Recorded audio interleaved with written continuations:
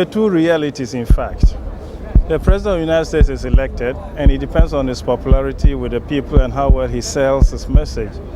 The election of a pope is more, if you want, something that people pray for, and they depend more, if you want, by their faith, depend on God providing a leader for his church. He calls all of us, cardinals, bishops around, and says, this is their life. Do you vote in favor of canonization or do you not? We got the papers long before. And when we concluded that, we were about to get the blessing. And he said, please sit down. I have something to say important for the church. So it was for us a surprise, like thunder that gives no notice that it's coming. As he moved on, from what he was saying as the introduction, I began to fear that that's what he would come to. The cardinals, each one looked at the other in silence, in surprise, but it was clear what he said. At the end, there was silence. The Catholic Church is over 2 millennia old and has been a witness to history's most monumental events. Through wars, pandemics, revolutions, and renaissances, the Church has endured as a guiding light for billions. Central to this endurance is the papacy, a role often misunderstood yet deeply revered. Today, Pope Francis continues to shepherd the Church with a mission focused on mercy, inclusion, and care for the marginalized. He has inspired many with his simplicity and emphasis on social justice. Yet, like every pontiff, his time as pope is finite, and the question of his successor looms large. But why does the identity of the next pope matter so much? Because the papacy is not just a position of power, it is a symbol of hope, a unifier of the faithful, and a voice on global issues. As Catholics and non-Catholics reflect on the legacy of Pope Francis, we ask, what challenges will the next pope inherit? And what qualities must he possess to lead effectively in a rapidly evolving world? The election of a pope is one of the most profound rituals in the Catholic Church, blending spirituality, tradition, and governance. It's known as the conclave. This process traces its roots back to 1274, when Pope Gregory X formalized its structure. The word conclave itself means, with a key, symbolizing the seclusion of the cardinals as they deliberate on this monumental decision. Each conclave begins with the cardinals entering the Sistine Chapel, a space adorned with Michelangelo's breathtaking frescoes, including the iconic Last Judgment. Here, under the watchful eyes of saints and angels, they swear an oath to act in the best interests of the Church. In solemn prayer, they cast their votes, often taking multiple rounds before reaching a consensus.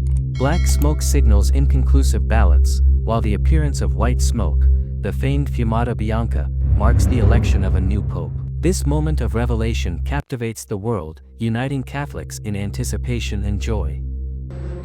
Vorrei fare una preghiera Above all, per il nostro vescovo emerito Benedetto XVI. I would like to pray for Benedict XVI. Preghiamo tutte insieme per lui, perché il Let's Signore lo benedica pray all e la together Madonna for lo him so that custodisca. God can bless him and that Padre the Madonna nostro, looks che after sei him. nei cieli, sia Our santificato Father, il tuo nome, who are in the venga il heaven, tuo regno, be your sia name fatta la blessed. tua volontà, May your come in kingdom cielo come. così in terra. Be your will done, Dacci oggi il as nostro in pane earth, so quotidiano. above. Give us our daily bread, and deliver us from our sins as we deliver them from the sinners, and free us from evil. While the conclave is steeped in history, it is also a reflection of the Church's desire for divine guidance. For the cardinals, it is not merely a political decision but a spiritual duty to discern God's will for his Church. The Catholic Church today is a paradox of contrasts. In regions like Africa and Asia, it is experiencing rapid growth, with millions of new believers joining the faith each year. Yet in Europe and North America, the Church faces a crisis of declining attendance, secularism, and disillusionment, especially among younger generations. Added to this is the shadow of past scandals, which continue to challenge the Church's credibility and moral authority. The next pope will need to address these wounds head-on, fostering transparency, accountability, and healing. But the challenges extend beyond the Church itself. Climate change, global inequality, and humanitarian crises demand urgent attention. Pope Francis's encyclical, Laudato Si, called for the world to embrace ecological conversion. Will his successor maintain this momentum or chart a new path? At its heart, the Church remains a beacon of hope for millions. Yet, it must navigate the tension between tradition and innovation, addressing contemporary needs while remaining rooted in its sacred teachings. Throughout history, the papacy has been defined by the character and vision of its occupants. From the reforming zeal of Pope Gregory VII to the compassionate outreach of Pope John XXIII, each pope brings unique qualities to the role. So, what attributes should define the next pope? First and foremost, the next pope must be a unifier. In a church often divided by ideological and cultural differences, he will need to foster dialogue and reconciliation. Whether addressing debates on liturgical practices or differing views on social issues, unity must be his guiding principle. He must also be a visionary, capable of addressing global challenges with boldness and creativity. From advocating for climate justice to promoting economic equity, the Pope's voice can inspire action far beyond the Church. At the same time, he must remain a pastor at heart, connecting deeply with the faithful and offering solace in times of despair. Finally, the next pope must be a bridge builder, fostering relationships with other Christian denominations, world religions, and even secular institutions. The challenges of the modern world demand collaboration, not isolation.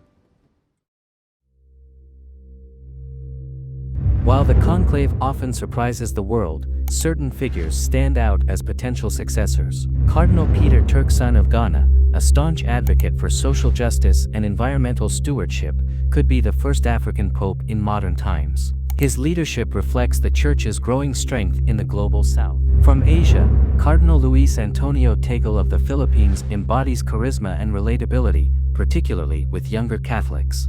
He is known as the Asian Pope Francis. His compassionate leadership style has won hearts worldwide.